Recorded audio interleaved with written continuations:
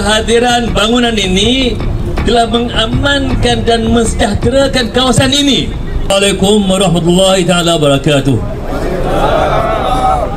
Selamat Hari Raya, masih ada lagi tuan-tuan dan puan-puan sekalian.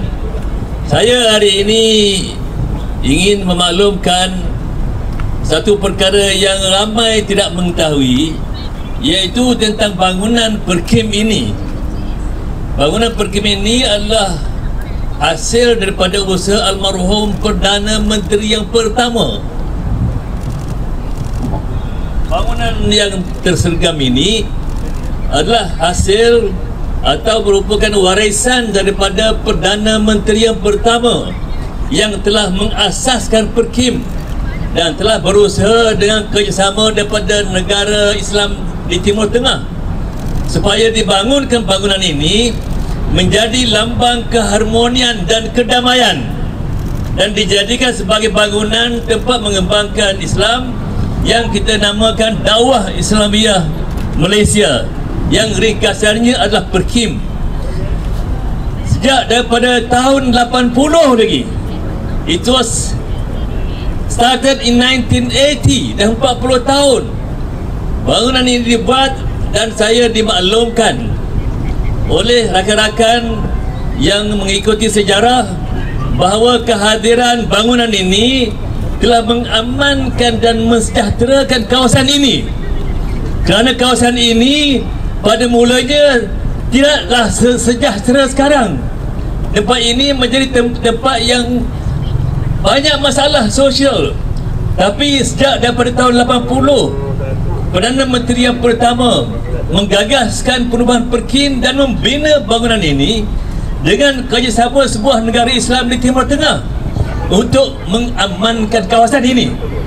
Dan sebab itulah maka kita telah mengambil kira, pengurusan Perkim ini telah mengambil kira supaya peranan Perkim ini diteruskan menjalankan amanah almarhum Tunku Abdul Rahman, iaitu menjalankan dakwah dengan cara yang baik, dengan jiran, dengan kawan, dengan sesiapa sahaja. Dan itu adalah misi agama Islam.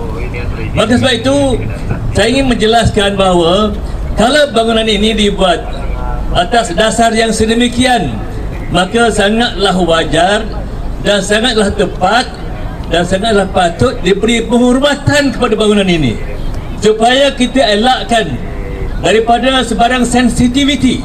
40 tahun, bukan 4 hari, bukan 4 minggu, 40 tahun dibina bangunan ini, dan surau ini beroperasi daripada awal lagi, yang sengaja dibuat dalam bangunan, dibuat dalam bangunan, dibuat dalam dibuat dalam bangunan Perkim, dalam bangunan kerana ingin menghormati suasana, menghormati supaya tidak mengganggu orang lain. Maka itulah misi Perkim ini.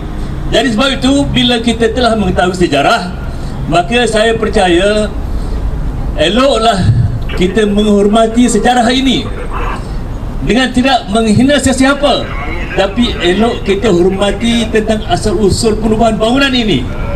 Dan itulah yang harus dipelihara. Dan Perkim, kita sentiasa berusaha mengekalkan keamanan, mensejahterakan dan berbaik dengan semua jiran. Dan saya yakin semua jiran di sini menghormati Perkim. Dan kalau tidak hormati, saya percaya mereka masih ada peluang untuk menghormati warisan ini, warisan yang mensejahterakan masyarakat di Malaysia ini. Itulah saja saya nak maklumkan. Terima kasih kepada semua. Assalamualaikum warahmatullahi wabarakatuh.